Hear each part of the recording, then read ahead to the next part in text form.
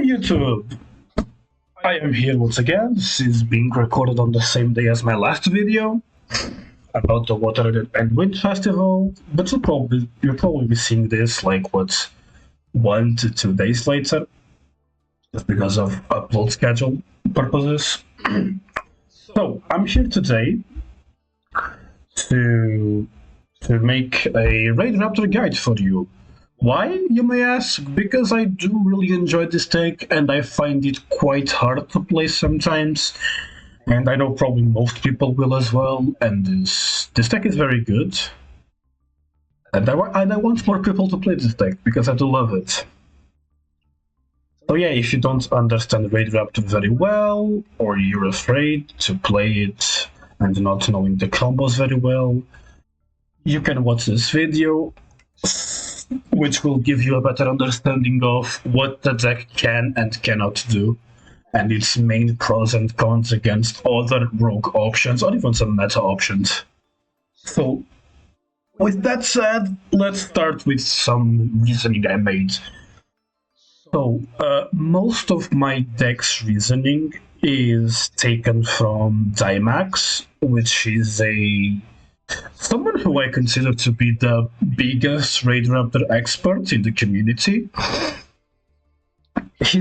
I took his reasoning from TCG lists and applied it to Master Duel with our hand trap options and basically obligations we have to because of Maxi. So yeah, you might be, asking yourself about some choices already, like the triple noir lane use or the only one Raider's Wing. But I'll get into it as we go. So, card by card explanations. This deck does not have a lot of space for flex slots. So I decided to go with hand traps that would make the more impact on my opponent. That's why I choose like the Landlockbird as basically my only option basically for a flex slot, because this is the most impactful hand trap against a deck like Snake Eyes, because they cannot add cards. Well, if they can't add cards, they can't add like their Poplar, their spells and traps.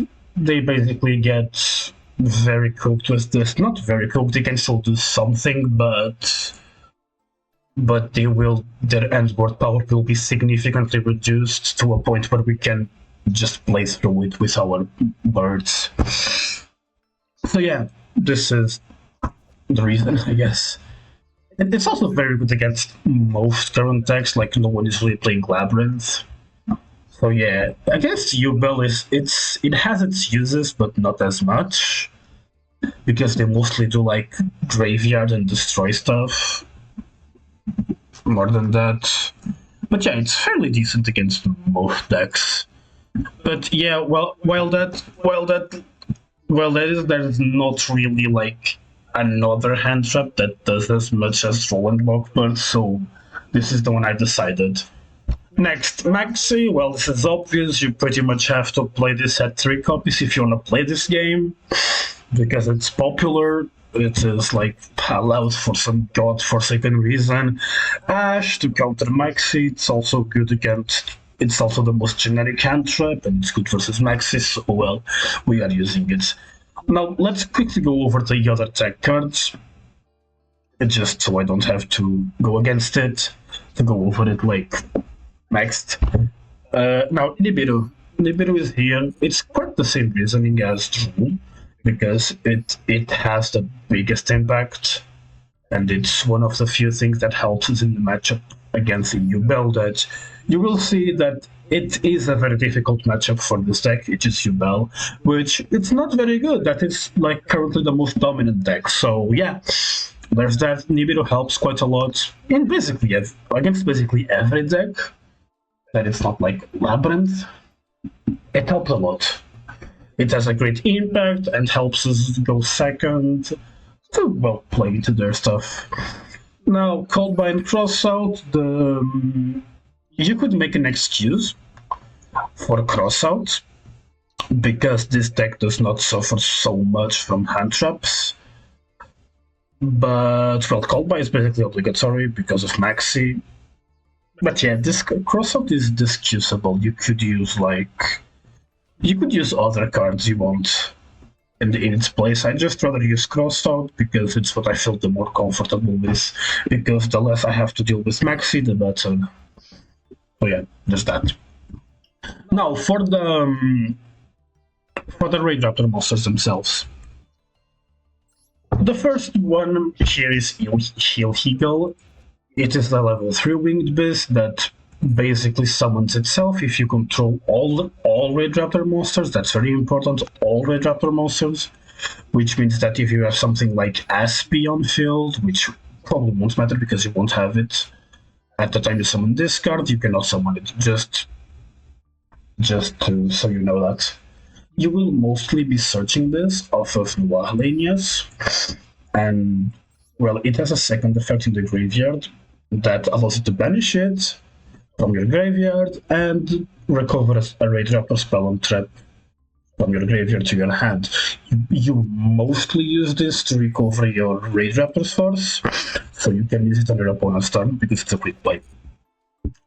Now, for the next guy, Mimicry Lanius. This card is, well, one of the most well-known cards of the Raidraptor archetype.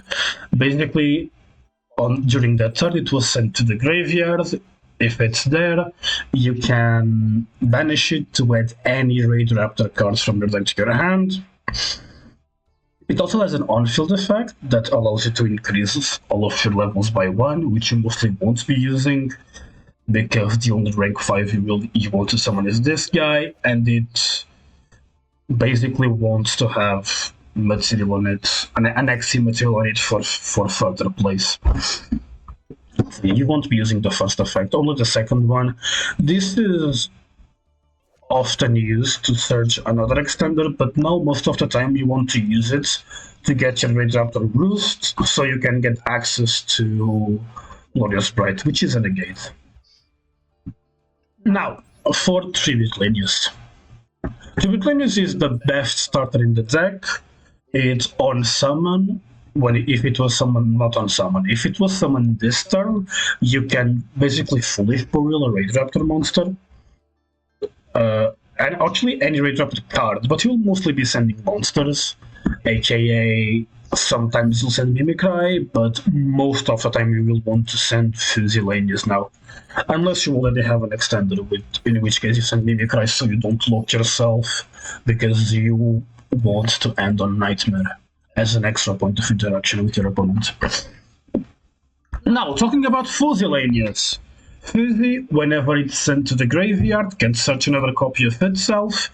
Note that this doesn't specify where it has been sent from, so if it's discarded, if it is taken from an XE material, taken as an XE material, for example, detached, like for 4 sticks, if it's binned with Tribute Lanius, it can just search another copy of itself, and then as a second effect, it can summon itself if you control another Raidraptor monster, other than itself.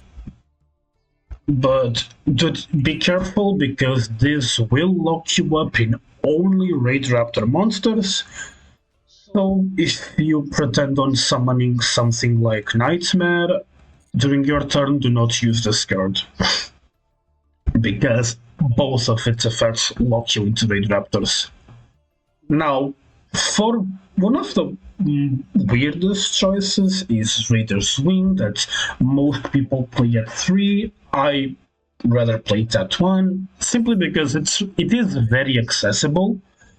There's like a lot, and by the time I mean a lot of ways to access it. You can access it towards with your Arsenal Falcon, your Wise Strix can access it, Tribute Lanius can access it. Well, yeah, there's a lot of ways. Even like Force Strix can access it. This guy is here to me as a way to like have something to search if you already opened all of your other combo pieces. This is a quite nice extender, and it's good because it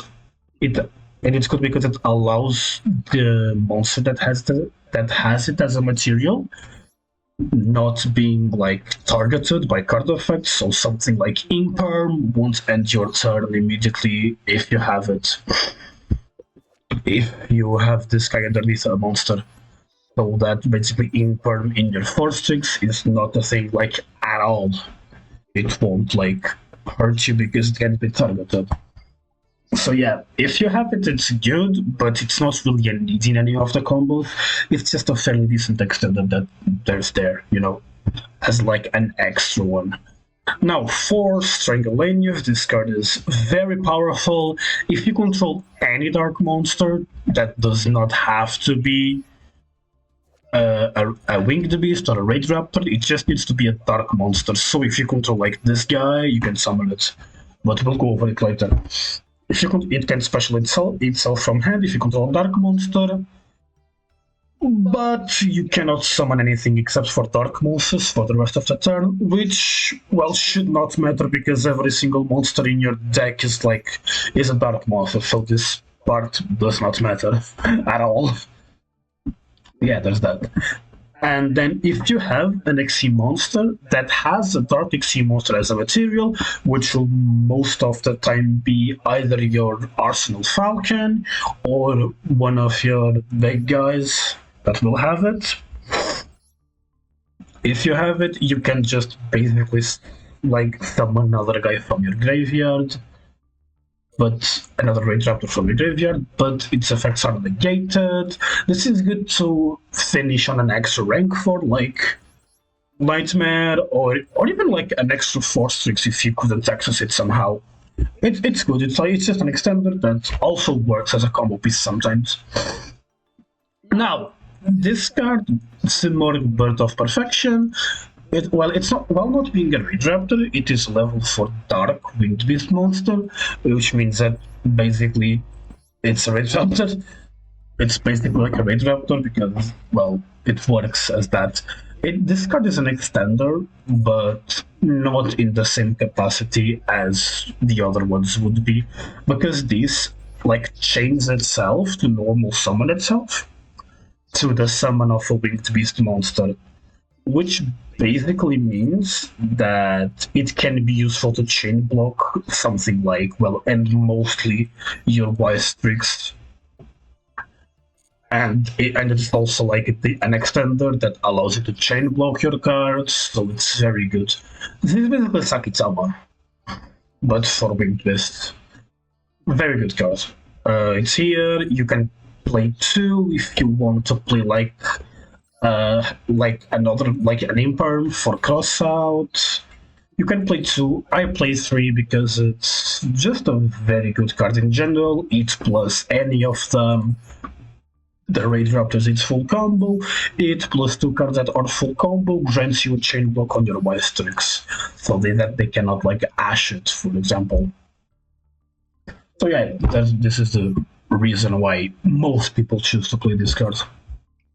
Now, New Orleans. This card is mostly played at 1 because you most of the time want to bring it out with Arsenal Falcon. But I decided to play it at 3 because it plus basically any of these guys, any of the other guys, is your full combo, and it makes it so that your Arsenal Falcon is now free to summon any other guy. Either it is a Mimicry or a Raider's Wing, to just be there as an extender, an extra extender. So just in case you get Nibiru or Hand Trapped or something like that, it's good. At least for me, it's better to have than 3 of Raider's Wing because it more consistently helps you play through interaction.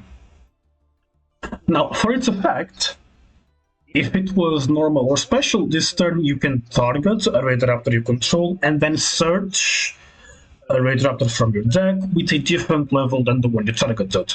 You mostly target itself in order to search for Illegal to do the combo I explained earlier, summon itself, and then when it's in the graveyard, you get back your Rice or your Raidraptor's Force. Now, for one of the best cards in the deck, this card is like unbelievable that they printed it. But it's also, but I like the deck, so I won't complain about it. Which is Bloom Vulture. Bloom Vulture, basically if you do not control like any face-up monsters, you can. Other than wing this, that is very important. If you only have winged bits on board, or do not have any on board at all, you can summon it and another Raidraptor monster from your hand, which basically means that it plus any of the Raidraptors is full combo. Also, it plus this is full combo because you can just normal summon this and this summons itself. So yeah, that's that. It has another effect that if you control no monsters, you can basically target 2 level for a lower Raidraptor monsters in your graveyard, and including itself, and special summon it. You will mostly not be using this because, as you'll see in the replays I have to show you, the end board is quite difficult to out, and this won't be used because you can only use one of its effects per turn, so the second one will most likely not be used. But it can still be useful in some way, in some scenarios. Now, I have explained why it's here already, and now it's our Shape Force. Shape Force is here as an extra rank up magic for you to use in case of a follow-up turn, or if you somehow opened one of these two, because you will be searching these two towards your combo, and if you opened one of them, it's a way to not waste a search, and you get this, which is a very good card for follow-up. What it does is basically you pay half your life point, and then target a Raidraptor X is in your graveyard, you can special summon it, and then you rank up on top of it. Exceed monster that is 2 ranks higher than that monster. It's worth noting that it doesn't specify that you have to summon the Raidraptor with this. So you can get creative and summon something like a Cyber Dragon Infinity with this. Even though we're not using it, even though we're not doing it on this deck, it's something you can do in other versions of this deck. Because yeah, there is more versions of this deck, but I'd rather play the pure one because it's the one I like the most. But yeah, there's versions we hand on like big boards, like big negate boards. There's also some versions that summon Kali Yuga. But well, I just like this one more. This one is more like a Towers turbo deck, and I quite enjoy that kind of gameplay. So yeah, like choose for whatever you would like. Now, for rank up magic Skip Force. This card is pretty good. It's one of your main combo pieces. It has an effect that allows you to target a Raidraptor you control, an XE monster, and special summon one monster that is 2 ranks higher than it by using it as a material. And it's of course treated as an XE summon, as every other rank up magic.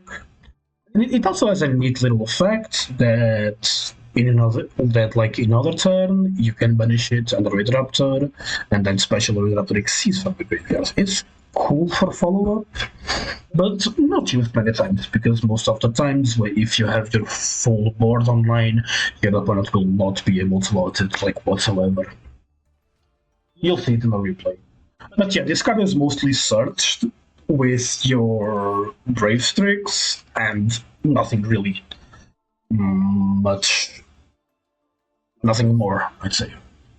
Now, Raidraptor Roost, this card is basically Pot of Avarice, but searchable. Now, if it has... its 2 effects are very good. This card is mostly searched with Micrylanias towards your combo. But it goes like this.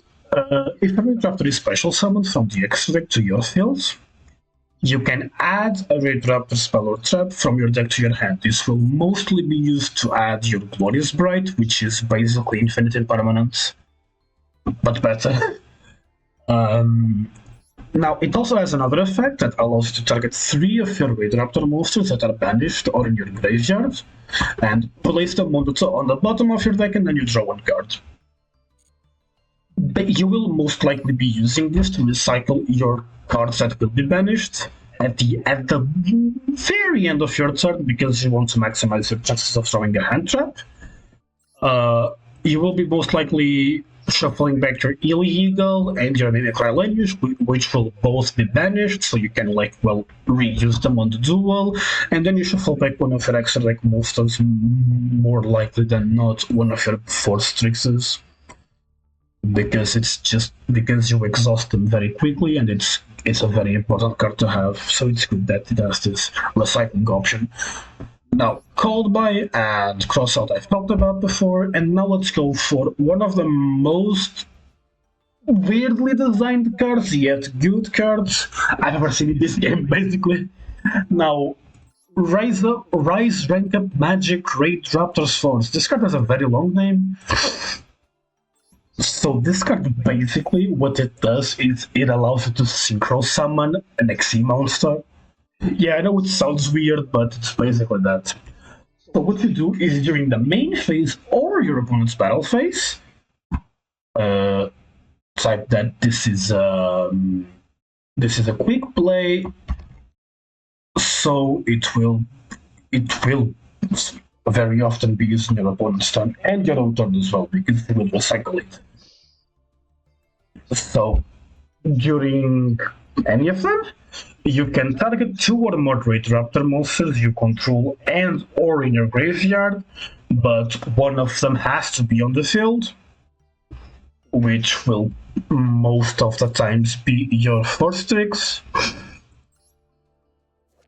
You will target them, and if at least 2 of them are there at resolution, you can special summon one Raidraptor XE monster from your extra deck with a rank that equals their combined ranks, and if you do, you attach them as a material, and it's treated as XE summon. So what will this be summoning? This will most of the time be summoning your Raidraptor Rising Rebellion Falcon, which is a rank 13 monster. Yes, those exist nowadays. I mean, I guess they existed before, but this is the first actually relevant one. You will most of the time be using your Force Tricks on field and your Brave Tricks in graveyard and your Raider's Knight in graveyard. So 4 plus 4 plus 5 equals 13. So you will be summoning them. That is what you will be summoning. It's also good to know that it transfers the materials of your monster on the field to it. So if your Force Tricks has a material, it will get transferred to Rising Rebellion Falcon, which means that you'll most likely be summoning it with 4 materials. And you'll see why that matters. Now for Glorious Bride, this card is very good. If you control a Raidraptor monster, you can target a face-up your opponent controls, a monster. Or if you control an XE monster, which you will most of the time, you can target a face-up card your opponent controls and negate its effects until the end of the turn. So this basically is either an imperm or just a fucking Omni negate for this deck. And then it banishes itself from the graveyard and adds basically a Raidraptor that is banished or in your graveyard to your hand. It recovers a Raidraptor.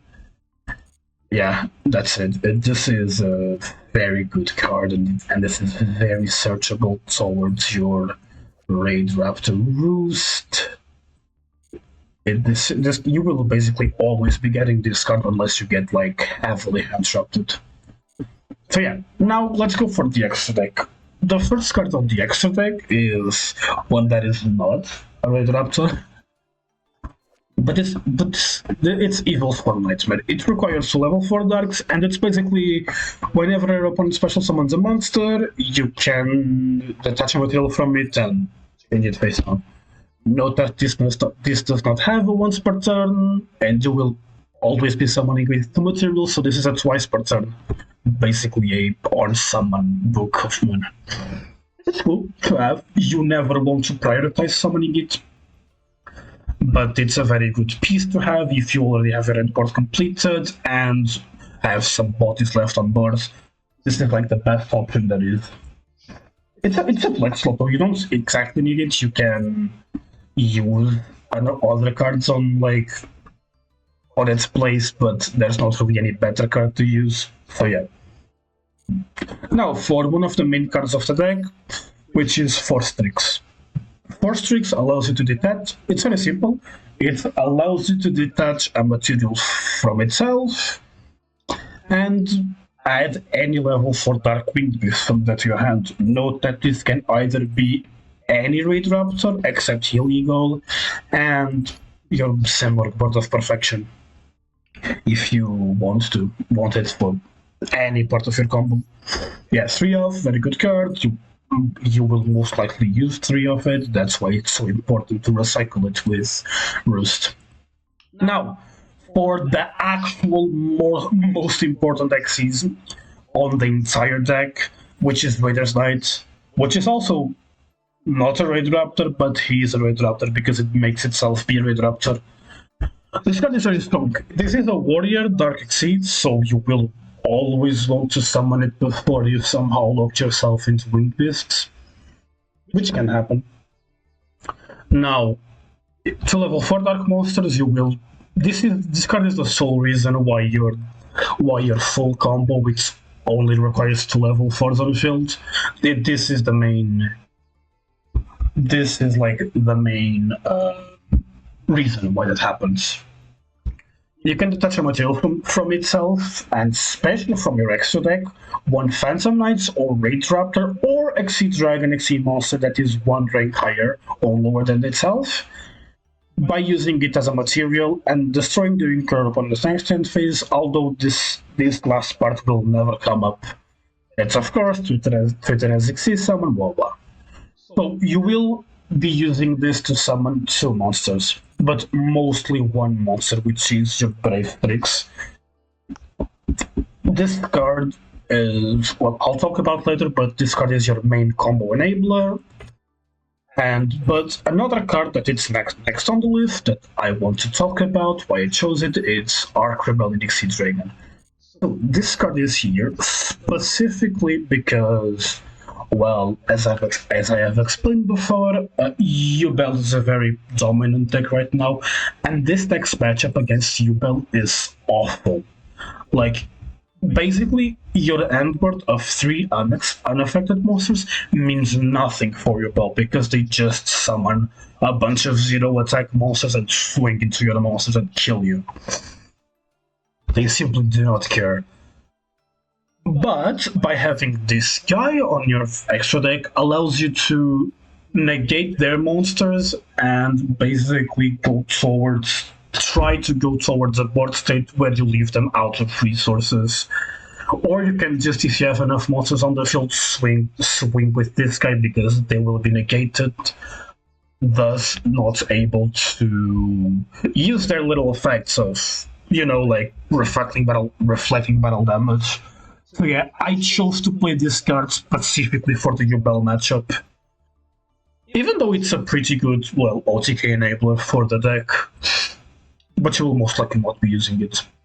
A very important thing to mention is that on its effect, it first gains the attack and then negates the cards, which means that it will still gain the attack of your unaffected guys, they just won't be negated because, well, they are unaffected.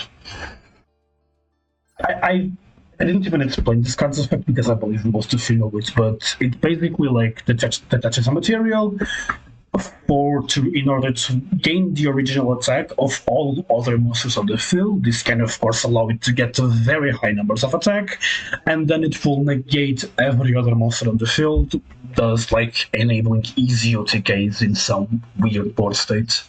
That can happen. Now, for the card I mentioned before, Brave Strix. This card, well, it says 2 level 5 monsters, but as I've explained before, you will most likely be using it towards your Raider's Knights. you will be summoning it with it most of the time. Although you can, like technically summon it with mimicry effects, you don't want to do it. You'd rather not use it, but you can do it. Raidraptor, it has an effect that like allows for a monster that has it as a material to gain an attack equal to its strength times 100.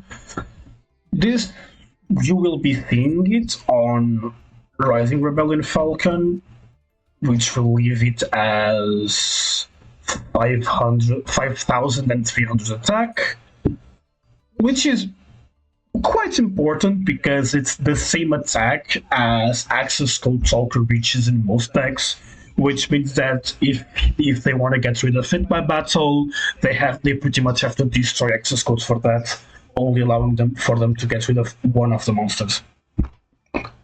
Yeah, that's it. It doesn't seem very important, but can come up in that specific scenario. But for its actual effects, basically, you can detach a material from it in order to set a Raidraptor spell or trap from your deck, although the effect you will be using is the second one, that if it has a winged beast as a material, which it will always have, it will basically always have, yeah. You can detach a material from it and add any rank up magic spell cards. You will always pretty much always be using it to search your skip force in order to use the skip force to summon the next card in our extra deck, Arsenal Falcon. This card is a very powerful combo enabler that allows you to detach a material from it and basically summon a level 4 winged beast from your deck. This can be any winged beast, but you will more often than not using it to summon Warlanias to do the line I mentioned earlier. But if you already have access to the Warlanias, you can use it to summon either your Mimicry Lanias or your Raider's Wing to have another extender, or your String Lanias to have, well, more extension. But yeah, this card was most likely used to summon Warlanias. It also has like another effect that never comes up of like if it has any number of Raidraptor monsters as materials, it can attack up to that many times. It will most likely never be on field when you want to attack. So yeah, don't really like care about it too much. But its last effect, it does matter a lot. So if it's sent to the graveyard while it has a Raidraptor monster as a material, note that this does not specify that it has to be by an effect, or by an opponent's card effect for that matter. You can special any Raidraptor XC monster from your extra deck, except another one of itself, and attach it from your graveyard as a material. So this will be used when you will use this effect by linking both your Arsenal Falcon and your Eel-Eagle into your Wystrix, and then it will be used to summon the next card in our list, Ultimate Falcon. This card is a powerhouse of a card. It is a level 10 winged beast that will, its rank doesn't really matter because it will most likely and like basically all of the time be summoned using your Arsenal Falcon's last effect. It has a first effect. It has, well, everyone knows this effect, that it's unaffected by other cards' effect. So yeah, it's consistently unaffected. It's also 3,500 attack, so it's hard for most decks to get rid of. But not impossible to get rid of. Let me state that here. So, its effect says that you can detach a material from it, and for the rest of this turn, all of your opponent's monsters lose 1,000 attack, and also they cannot activate cards or effects, any. So this basically means that during your first turn, from the moment this card gets on the field, you absolutely cannot be hand trapped whatsoever. If they activate Nibiru, they cannot activate Nibiru, they cannot use Imperm, they cannot use Gamma. Although they would rather have used it earlier, if for some reason they did not use it earlier, they will not be able to use it like now whatsoever. They won't. They simply won't because they can't. This is like an afterthought, but on your own turn for your opponent. This basically allows you to not get entrapped, and if somehow you still have materials on the third turn, it can be used to, well, basically allow for you to play, well, to just play without caring about your opponent's interaction, although that won't happen most of the times. It has another effect that during the end phase, if it has a Raidraptor monster as a material, which it will not have because its only material will be Arsenal Falcon, and you will need to detach it for the main combo. So, and it can during the end phase make all of your opponent's monsters lose 1000 attack. This is permanent, and also if they do not control face-up monster, they just take 1000, and that's it. Very, very powerful card. Easy to summon boss monster, part of your end board, and now we go for the big star of the show, the rank 13 Rising Rebellion Falcon. Rank 13, well, as I've mentioned earlier, 4000 attack and 3.5k defense. This card, well, it requires 5 level 13 winged beast monsters, although you will most likely be summoning it using your Raidraptor source. So its conditions don't really matter, even though you will not be able to get like 5 level 13 winged beast monsters. I mean, you can using like FA monsters and DNA surgery, but you will not do it. You will be summoning it with this card's effect. This card is very powerful. And by that I mean very powerful, unaffected by the card's effects. And if it is XC summoned, you can basically board wipe your opponent. And then if it has 3 or more Raidraptor XCs monsters with different teams as material, which it will always have when you summon it, being your Force Strix, your Raider's Knight, and your Brave Strix. So this effect will always activate to inflict damage to your opponent equal to the combined attack of original attack of the destroyed monsters. This will sometimes like just straight up kill your opponent. This will do that. It doesn't happen very often, but you can sometimes wait for them to have more monsters on board, so you can simply summon this guy. It's an effect, so it won't be negated. You can simply just straight up kill them through burn damage. It happens. It's not hard to happen. And also has another effect that this is the one that you'll be using on your own turn, where it can detach 3 materials from itself and target a Raidraptor XC monster in your graveyard and gain its effects. Note that this won't remove the fact that it's unaffected. It will still be unaffected and have its own effects. It will just gain those effects. You will most likely be using it to copy your Arsenal Falcon Engrave, so you can summon something like a Strangleanius and finish on another like XC monster, like an extender, or finish on a Force Strix because you want to have a Force Strix on board when you pass turns, so you can use it with your Raidraptor source to summon the second of it on your opponent's turn, because yes, you do summon this on your opponent's turn, like every single game. Now for Wise Strix, we play 2 because it's useful on your first turn. And it's also useful in a follow-up turn to, well, summon a monster from your deck and access your Soul Shield Force if you don't have it. Now, what this card does is very simple yet very powerful. 2 Dark Pink Beasts, basically any of your monsters. even though on your first turn you will most likely be using your Arsenal Falcon and your Heal Eagle to do the thing I have explained later. Now, Wise Tricks.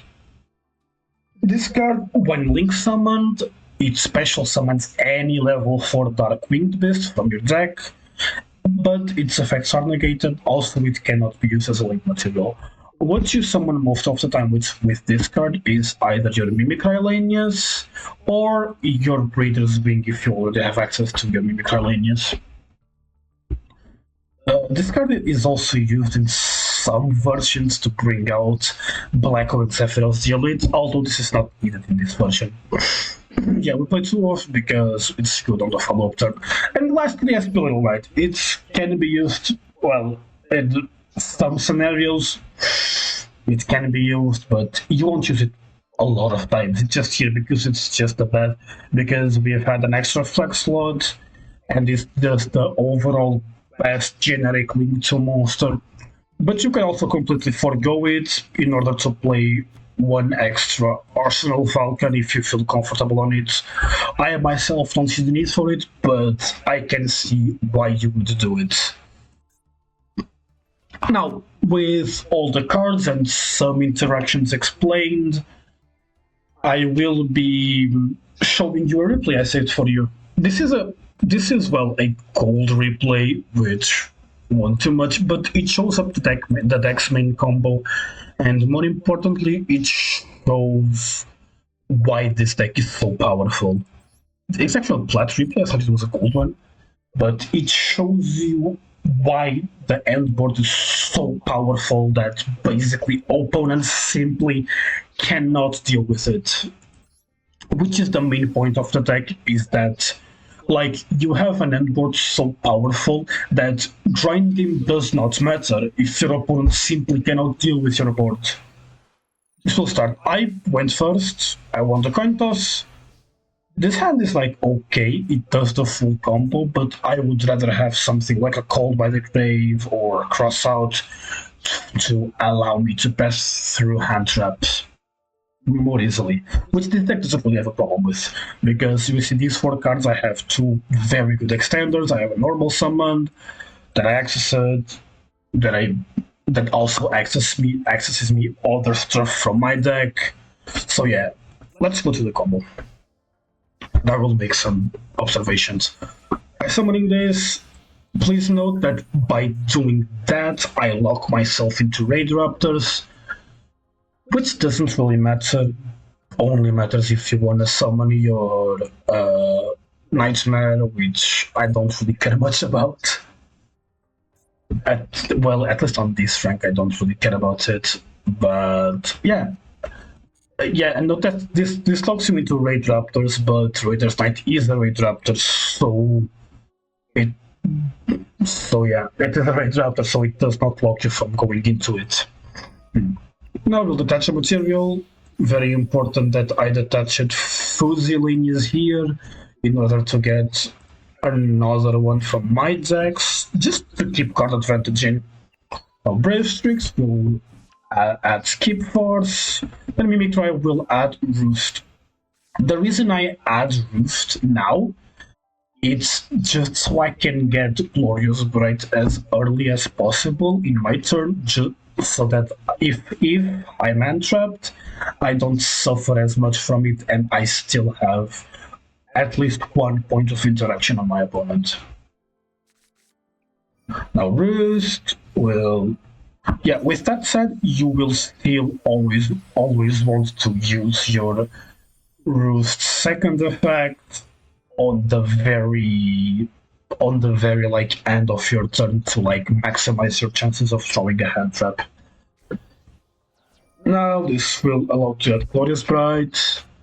This will summon our Noarlanius. Noarlanius will get Ill Eagle, and now we will summon Ill Eagle to go into Wise Tricks.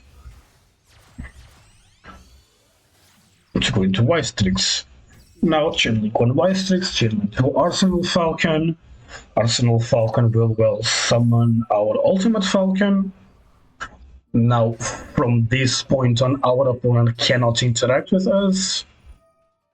Now, if it also has this effect, I don't think I've mentioned it on the card by card, but I mention it now, which is basically whenever your Raidraptor's Exceed is activated, you can simply set a rank up magic spell from your deck, and if it's a quick play, it can be activated during this turn. So it's just so powerful, this card. Now we will go and get into Force Tricks. Force Tricks will get our Seaboard just because it's the only thing really that I can get. Now I'll use Raidraptor's Force to summon the Rising Rebellion Falcon.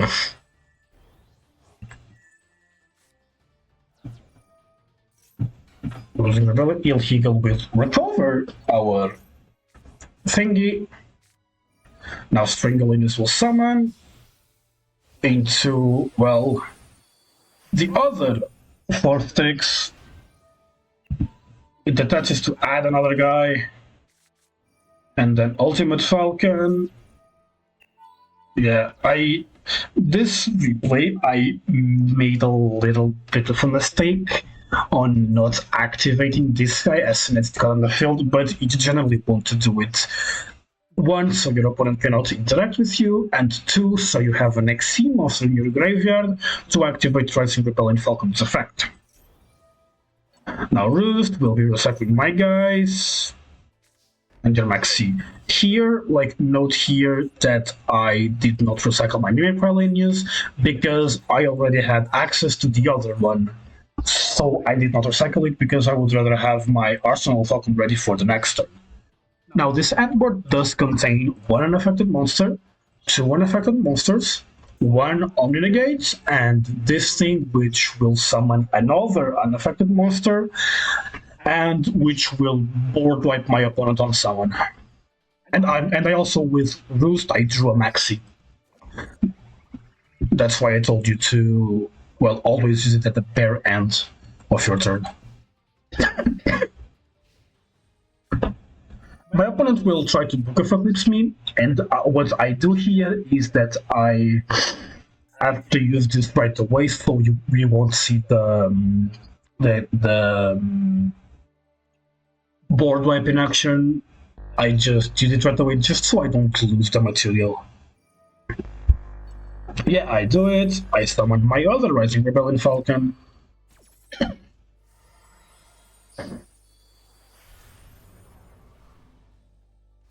There it is, in all of its glory. And, well, my opponent is, unaffected. Now, this is the reason why I selected this thing. Kashtira. Are you seeing that this SOS Kashtira thing is here?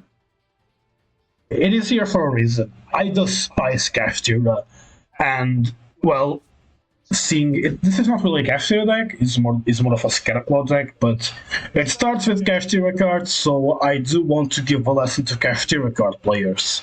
So yeah, that's it. Aside from that, this is just, well, you'll see why. See, boom. Now, I want you to think exactly, what exactly can Kashtira do, or most decks do against this end board. We have 3 huge unaffected monsters, and an Omni-Negate on top, and a Maxi on top, which I didn't use because I wanted to see if my opponent could out it. That's why I didn't use Maxi, because they would scoop right away. But yeah, you will generally want to use Maxi if you draw it, of course. Extra Birth, and all that shit. Enemy controller. This is a bit of well, yeah. Well, yes. Most players won't use enemy controller, but it's still fun that they tried to use it. They try to. They can't. Whiteheart. Thing summoned. Adrake Phobia. This is what I see. It's a Scarecrow deck. well, they will get into right card again, and I use Duel on them just so they cannot do stuff. The reason I use Duel here is because I know that Scareclaw is a deck that is very capable of making a guy that is very big and attacking a lot of times, which could possibly out my board. That's the reason I used Duel there, so that they could not add more stuff. Now they go into SP Little Knight. They try to banish it, but they can't because Yu-Gi-Oh! Players cannot read. And now he finally realizes that my guys are unaffected and takes out my White Tricks. And going to try hard. So even if he goes into try hard, what can he do to this? Goes into Abomination, and then he simply quits the game because he realizes he cannot do anything against my monsters. That was it.